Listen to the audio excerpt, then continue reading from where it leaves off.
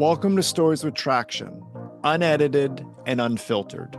These are real conversations with leaders who have walked through trials and triumph. In a world of AI-polished sound bites and scripted perfection, this podcast isn't about being flawless. It's about being purposeful. I'm your host, Matt Zahn. We're going to find out what drives these leaders, what's their story, and how can we learn from their experiences. Get inspired and enjoy Stories with Traction. Lee, welcome to Stories with Traction podcast. Matt, thanks so much for having me. I'm excited you're here. I love what you do. I'm really excited to dive into what you do, what you offer to your clients. So let's just start with this. When you're at a networking event or a party and someone asks you, what do you do? What's your response to that question? I try not to say I run a PR firm, and I try to say I help businesses and people to achieve their goals through communication. Okay. Yeah, that's awesome, right? And everyone, as you know, needs better communication, needs to understand communication. I do think it's interesting, though, that there's a lot of business leaders that think they're great communicators, but their staff would strongly disagree. So what would be a breakdown, or what would be like a mental block that someone would think, I'm a really good communicator. I get up at staff meetings. I'm in front of people. I'm talking. I have town halls, maybe company wide. I know how to communicate, but where's that blockade in their mind? I think it's two things. One is people, when you're talking, you misinterpret the head nod for understanding. And not just get me the heck out of here. And that you think once you've said something, it's you don't ever have to say it again. And we know that head nodding is not understanding, and that one and done doesn't work. So that's where I focus, and my company focuses on how do you repeat yourself so it's not pedantic, and how to repeat yourself so the right people can actually hear the message you're trying to deliver. Because the biggest mistake we all make is saying, I told them that. I told them that. They should know. And if you use the word should, it's over. So those are the things, those two big things. So you mentioned misunderstanding a head nod, and that might speak to even broader. As I nod my head, you mean? Yeah, there you go. So misunderstanding a head nod, that could also speak to body language in general, right? And I do find it fascinating that we often as a society, we tell our children to be great listeners, but we don't actually instruct or teach them how to be great watchers, right? Observers, yeah. Yeah. So what does this person mean when they're talking this way with their hands, or they're nodding in this way? So is there anything that you can point to that people could learn more about the dynamics of body language?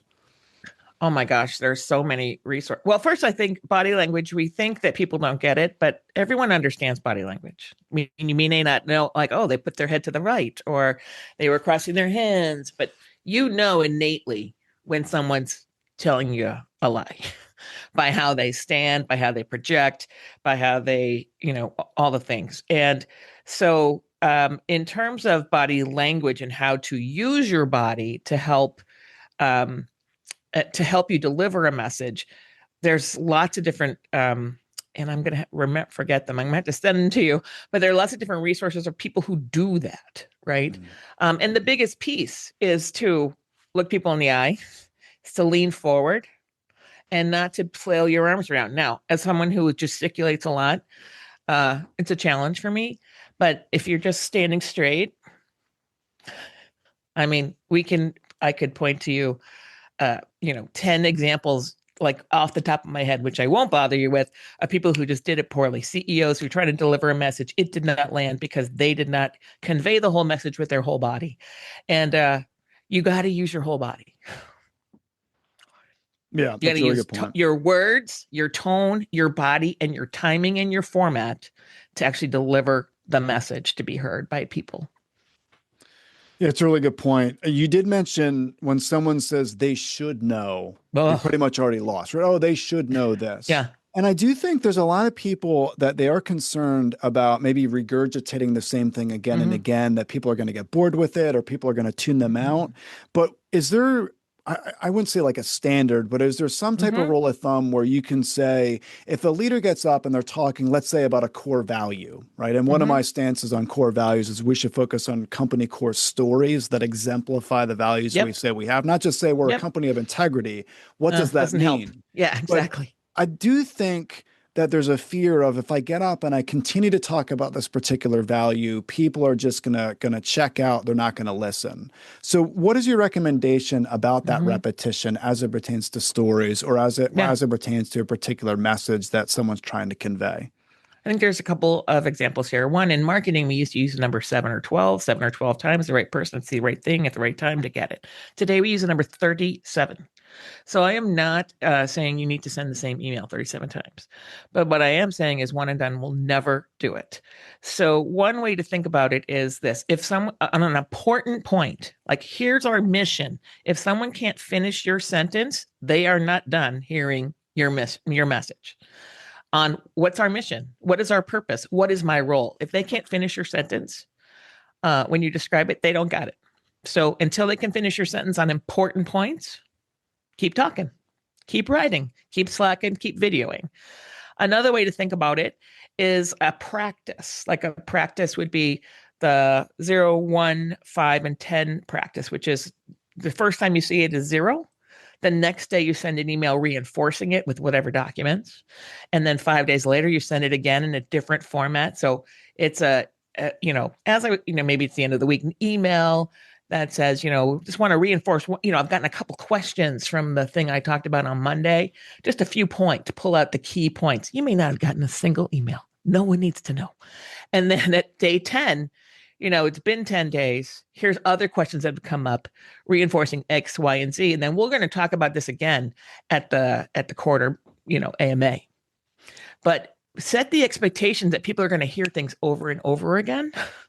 Because until they finish your sentence on important things, they do not get it. So don't worry about repeating yourself. You'll never be done. And here's the reason you're never going to be done. Unless you never change your team, unless your team never loses one person and gains another, you always have to be reinforcing. Because as soon as you put one new person into the mix, the dynamic changes, the roles change, and they need to come on board. So you might say, people who've been here for over a year, you're going to sort of groan and you can finish my sentence. Well, A, you can test that theory. But B, we have 5 new people in the team. Everyone needs to have the same understanding. So I'm going to repeat it.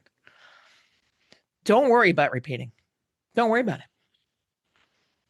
Don't get bored. The bigger problem is that we get bored with the message that we spent a month, 2 months, 3 months figuring out in our heads or with our smaller team, right? And then we roll it out. We're like, okay, done.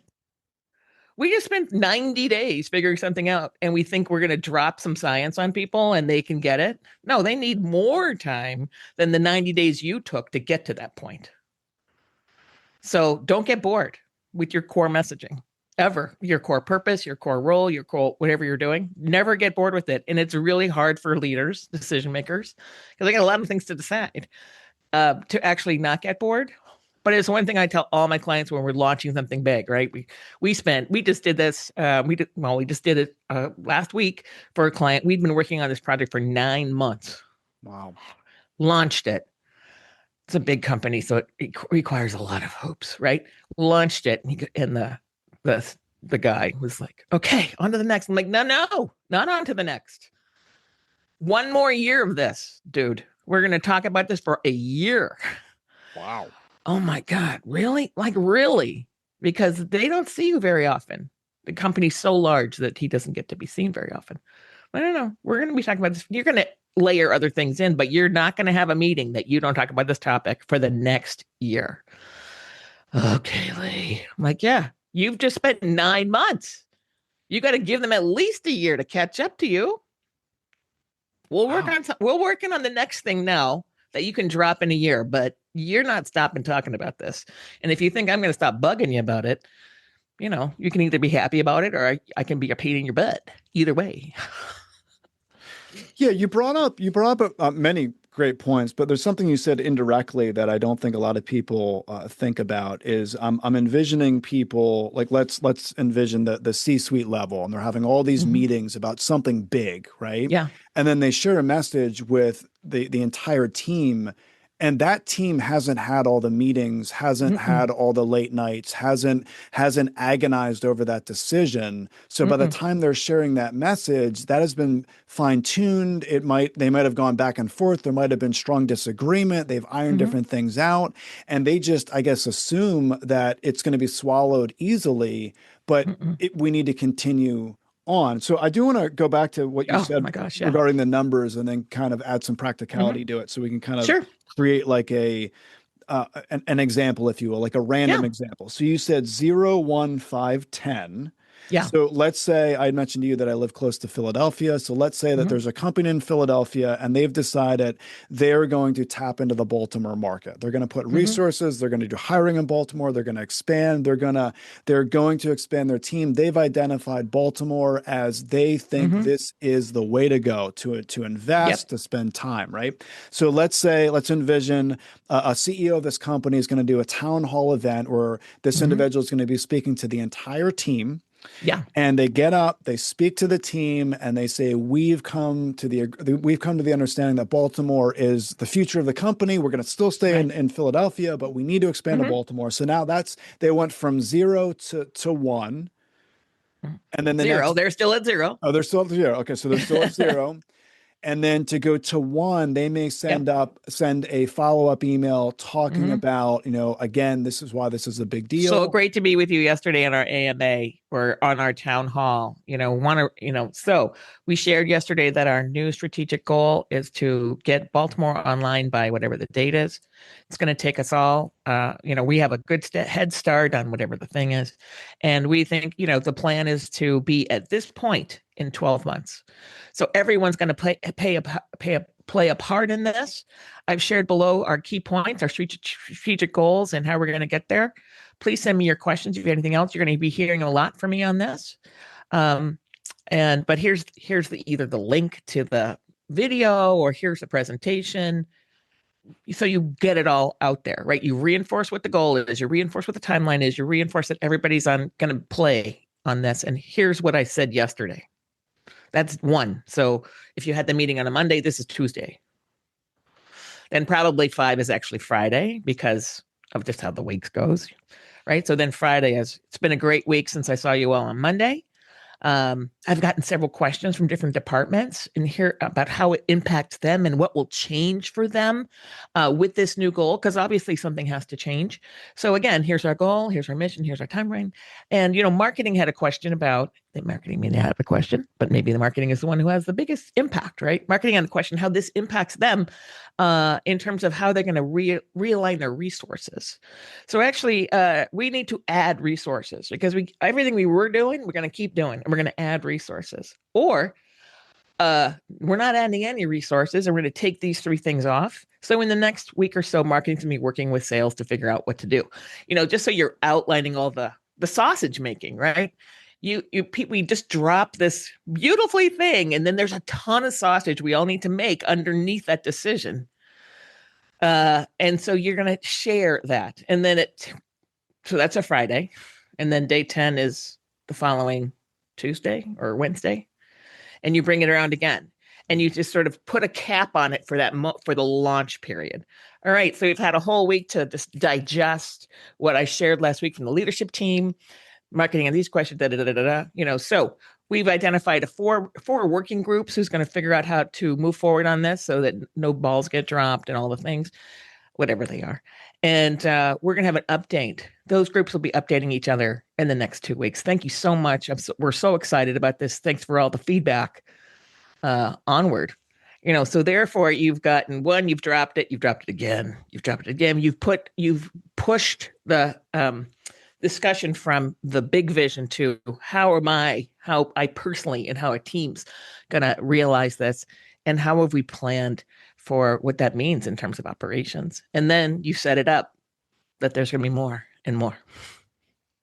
How important is it to change up those messages from, all right, so verbalizing it at let's say a physical meeting, and then there would be an email, so now someone can read it. Should they utilize video as well, Yeah. so maybe they can see them how does that look for that particular Well, I think leader? one, we're not all the same learners, right? So everybody's a different kind of learner. And then some people need a lot of reinforcement. Some people need no reinforcement. I'm pretty quick. I'm usually never the smartest person in the room, but I'm really usually the quickest person in the room. So I get it fast and I go, which gets me in trouble a lot. But someone who learns slower, who really digs deep and meshes around a lot, they need to hear it or see it or listen to it several different kinds of ways. So three modes, minimum three modes. So oral, written, and if it's written, is it in an email or is it more formal? You decide, depending on the severity of it. And then is there a video you can send, or do you have a company podcast that's just internal so that leaders can actually talk to the people? That's how I use my podcast, is really for my people. So I can't be with them all. I had and now that we're all distributed, they don't get to like osmosis me. So my podcast basically operates as an osmosis function for me. So is there something to do so people can hear it, they can watch it, they can read it, they can read it again in a different, a structured memo or a PowerPoint or whatever. But don't assume everybody, even if you're all engineers, that you all learn the same way, because you don't. So I'm going to throw something else in the mix. It's a little bit of a sidetrack, if you will, but I do think that this is relevant in a particular way, and I'll explain why. I feel like there's been a fraying of trust due to AI technology. And one of the things that I've seen, and I'm sure you've seen as well, is I'll get an email from someone, and then my initial reaction is, wow, they're a good communicator. And then I'll meet with them in real life, and they have difficulty connecting. And there's this fraying of trust on, did AI do all of the communicating for you, or is this something that you yourself thought? And I think there's becoming more and more of an issue with business leaders where they're utilizing AI for memos, for agendas, for emails, and then they get up at, let's say, a company-wide town hall, and they're trying to deliver a message and it's not landing. So you had mentioned oral, written, video, podcast. There's so many different individuals now utilizing AI for so much stuff. Is there anything else in addition to everything that you mentioned? You mentioned, someone needs to hear something 37 times. You mentioned 0, 1, 5, 10. Is there anything else that we should be adding based on, breaking through that noise due to AI technology? Well, I think on AI, the biggest part that I think AI is here to stay, right? And it's been here forever. We just called it something new, and now we can all access it differently. It's not like AI hasn't been around for literally 25 years, because it has. But we didn't have access to it. Regular people didn't have access to it the way we do now. And that's number one. Number two is how we use it. If you use it for your final product, you're screwed, because we can all see it. And even no matter how much you prompt it, no matter how much you do, it's just not going to be able to convey your judgment. So AI is great to start a thinking process. This is what, here's my, start a project, load up your documents, making sure it's private, paid, not public, right? Here's all the documents that I have. I need to convey to my staff, we're going to launch this to the staff. Give me a speech that I can do. And they'll generate the speech. Great idea, Matt, blah, blah, blah. Let's talk to you. And it's probably 80%, but it's not you. So you're going to take it, and then you're going to put you into it. So, because if you deliver a message that didn't come from you, you didn't land it. So like TED Talks, right?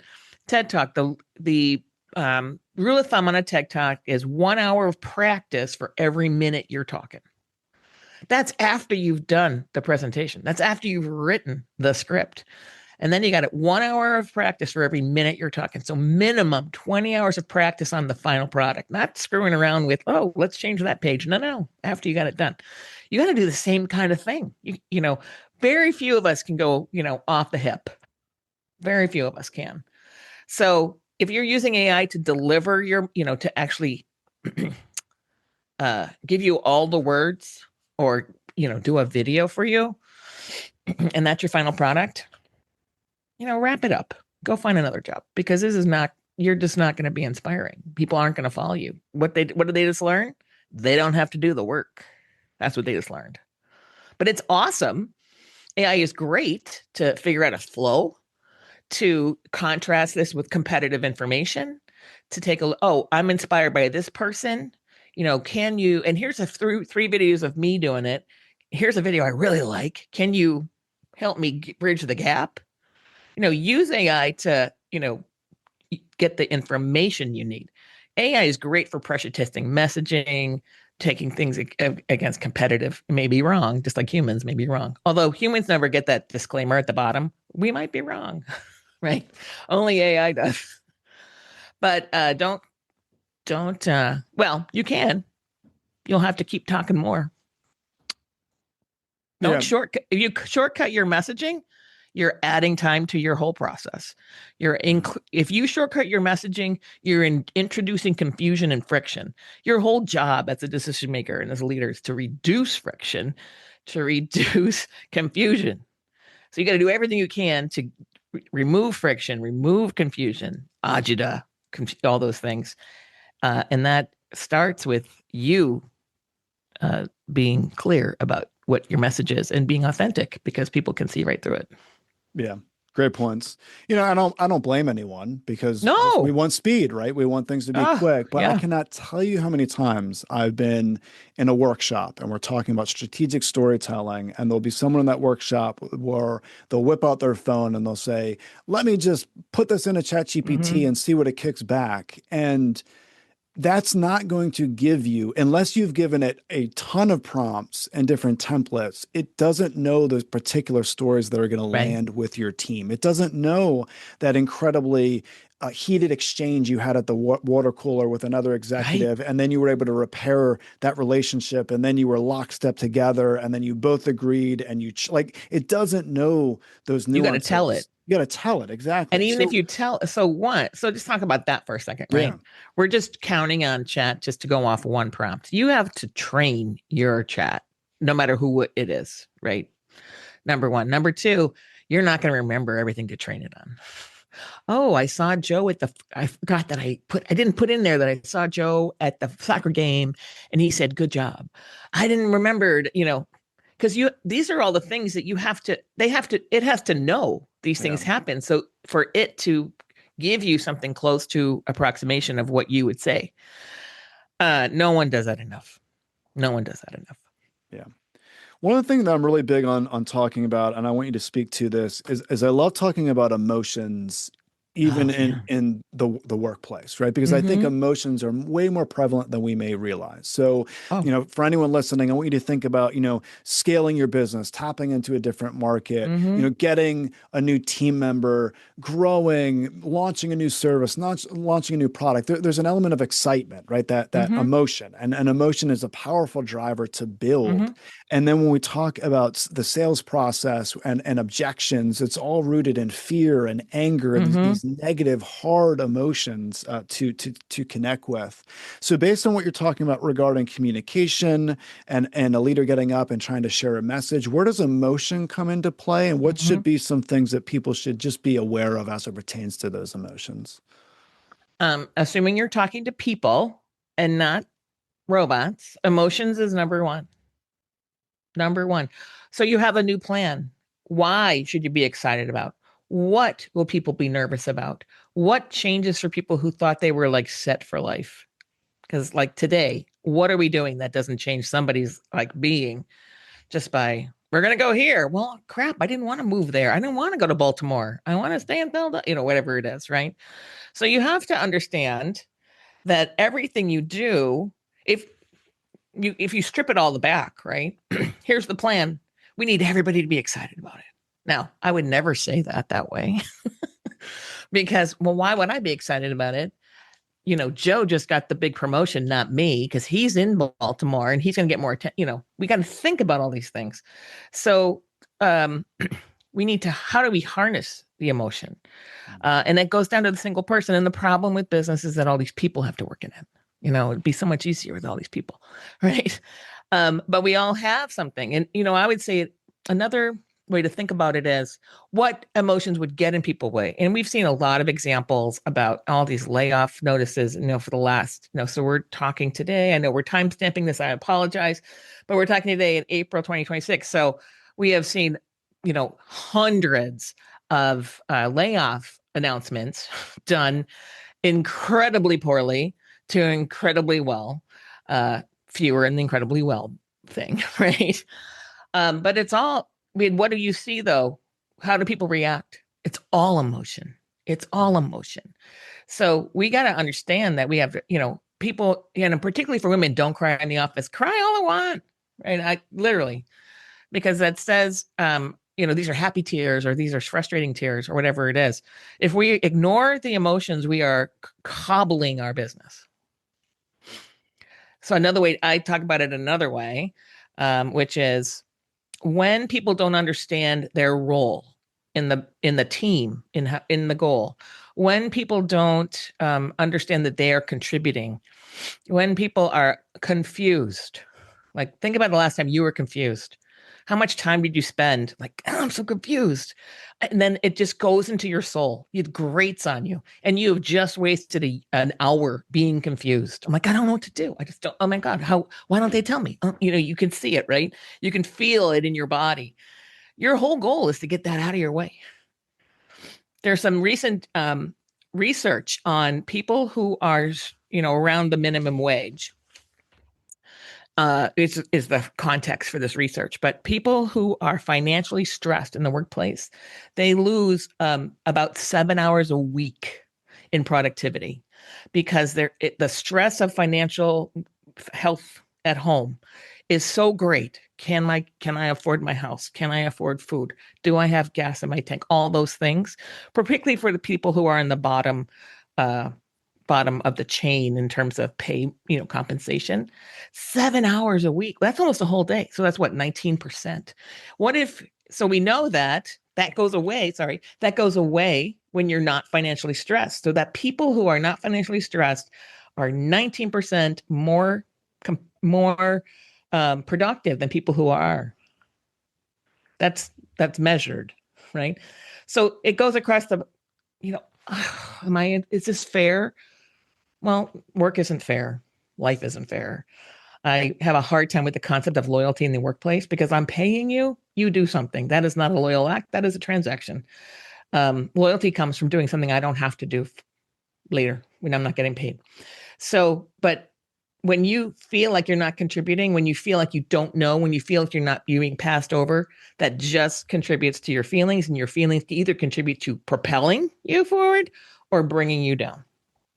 And that's just being human. So we need to be tapping into the and acknowledging that everything we do can be exciting or nerve-wracking depending on who you are. And how can you help people understand where they fit and how to go forward. So I want to unpack a little bit more of that stress piece. So you mentioned, Mm-hmm. individuals that are financially strapped, there's 7 hours a week, and I can only imagine how that would impact them on the job. It's very difficult to Oh. separate, our life and our business or life and Mm-hmm. work, right? I mean, life and business are part of our work or business is part of our life. So it's very Correct. difficult to separate the two. So I can completely understand where you're coming from regarding that. What about an individual that is delivering that message company-wide, though, from a stress Mm-hmm. perspective? So to go back to that example of that CEO that gets up and shares the message to the entire team, what if they're dealing with a tremendous amount of stress in their family? Mm-hmm. Let's say that week was a really difficult week, and there Mm-hmm. was a lot of setbacks, personally, family wise. So they're under an enormous amount of stress. They need to deliver this message to the team. What do you recommend in that regard? Is there an element of, I hate to use the word acting, but is there an element of they're playing a part, they're trying to tap into an emotion of excitement, even though Mm-hmm. inside they're battling a tremendous amount of fear and anger? What do you recommend to an individual that needs to be upbeat and needs to be Mm-hmm. the inspiration, the person pushing a massive Mm-hmm. project forward when inside they are also spinning as Mm-hmm. well? I think that our job is to model for others. So in that modeling, personally, like I started my company because my mother was dying and I needed to be where I needed to be. And I'm an accidental entrepreneur. Did not want to have my own company. Here I am 22 years later, unemployable, have to have my own one. Right. But along the way, it's like, if it's been tough, I would just share it. You guys, this I'm so excited about what we have to talk about today, but I need you to know it's been a tough week for me. And just like you all, it's not, just like you all at home, it's not as easy as we want it to be. And I'm trying, I just, I'm I've been distracted a little bit by some things at home that are challenging for me. And I know that all of you share this kind of thought in different kind of ways, but just so you know, but I am so excited about where we're going. So this gives me a lot of energy. Even though I have this issue, I just, I have a lot of energy for this and I would just share it. So, Tim Cook did this thing when Steve Jobs was dying. They had to do an Apple event, and it was clear something was off. And he died the next day. Steve Jobs died the next day. And I think he did the best job of modeling that. Like, you have to keep going. Like, work doesn't stop. The world doesn't stop because you're having a hard day. And if you're the leader, you got to show up. And if you have something at home to deal with, you're managing the two things. And then hopefully you've built people around you who can pick up. You're not the only one with the shoulders. And that's a big fallacy, right? That you're the only one who can do something. Probably not. Right. You better not be, because then you're on that's a risk in your business. But I think sharing, it's been a tough week. As you all know, Steve Jobs is very ill. And we're carrying on his flame here and all the things. Well, he got everybody on board, even though he wasn't high energy that day. It was a really successful launch for them. And then Steve Jobs died the next day. Wow. So we should not. And I think we all try to we try to mask our either what we're not good at by just like powering through and just like not acknowledging that some people aren't good on video. Some people aren't good at expressing enthusiasm. Some people don't want to be, PR people. So this happens to us and probably you too, Matt, right? Like we have this person who has to deliver a message. They're terrible at it. Okay. So how are we going to, you got to work with what you have, not force someone to say something that they're not good at, in a way that is not good. Or if they have to do it in a certain way, how can they be vulnerable so that it's empathetic, so the listener can be empathetic? There are so many examples of that. We could talk all day. Wow. Oh, absolutely. No, I really appreciate you sharing that. And I really appreciate your time today, this conversation. I got a lot out of it. There's a few things in particular that I'm going to have as takeaways, just some things that you said that I think there's just profound wisdom in them. The first thing you mentioned was regarding misunderstanding a head nod. And I think that's really important, that people do misunderstand body language. We need to pay attention. We need to be intentional about how our audience is receiving us. And you also went on further to say that if an executive team says to themselves, they should know this, they've already ding, lost. Ding, ding, ding, ding, ding, ding. Red flag, yeah. Right? Red flag. I appreciate you sharing that. And then I really appreciate the second point, you breaking down that 0, 1, 5, 10 for us. And you mentioned oral, written, video, podcasts. All of these are ways that we can continue to communicate our message to our team. I thought that was very helpful. And then the third and final piece is what you recently said, which I think is really important. And I don't want people to just kind of skip over this, because often in business, we talk about vulnerability or we talk about trust, but we don't have a clear picture of what that is. And you painted that picture for us, that if someone is dealing with something, they don't need to go into everything about that particular incident or situation. I mean, that should probably be worked out with a counselor, right? But there is something to be said on saying, I've had multiple sleepless nights and there's something that I'm dealing with, but I'm excited about this project. What a way to build trust with the team that you're leading. What a way to be intentionally vulnerable and almost, dare I say, strategically vulnerable in the sense that you're not giving away too much information, but you're touching on it to let people know something else is going on. So I really appreciate those points. Thank you so much. If someone wants to get more information on what you do, they want to reach out to you for your services, where's the best place they can go to get that information? the best place to go is my website, leecaraher.com, or the company website, double-forte.com. Perfect. Okay, I'll include all that in the show notes. People can click and go from there. I also want you to just spend a moment telling listeners about the two books that you've written, you have into the world, and also the book that you're currently working on. Sure. My first book is Millennials in Management, about how I brought my company back from the brink after almost killing it by not understanding millennials, and what I learned from it, which is if you can help the younger generation, there's no generation that hasn't been complained about. Well, number one. So we're not that special. Whoever you are complaining, you're not that special. And two, if you can bring the youngest generation along, everybody benefits. Everybody benefits. And they're a product of us. So it's not too far from the tree, right? So that's my first book. And my second book is called The Boomerang Principle. And that is around, I talked about loyalty. How do you inspire lifetime loyalty from employees, even when they don't work for you?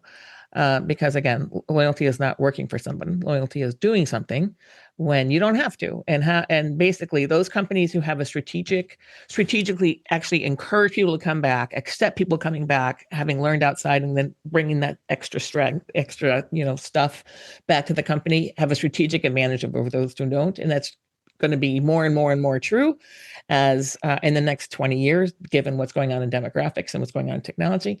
And my book that I'm working on now is Good Teams Talk. There isn't a good team that doesn't talk a lot. And you could talk on Slack, you could talk in a lot of ways, but there isn't a good team, sports team, work team, engineering team, marketing, whatever team it is, that doesn't talk a lot, and make sure you're all communicating a lot, and just bringing that to bear for people, and particularly when people are being co-opted or enhanced by technology. Where we can be the human is where we're going to be able to win. Thanks for sharing that. I'll also include those two books that you mentioned in the show notes. And then I'd love to tout the book you're currently working on once it's released. So let's definitely stay in contact. I got to get work on that. There you go. Maybe that's an increased motivation for you. Awesome. Thanks again, Lee. Really, really appreciate your time today. Thanks, Matt. I really enjoyed talking with you.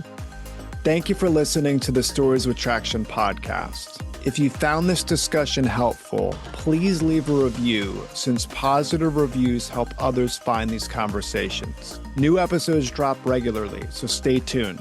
And remember, if you want to persuade with power and inspire those around you to take action, you must share more stories.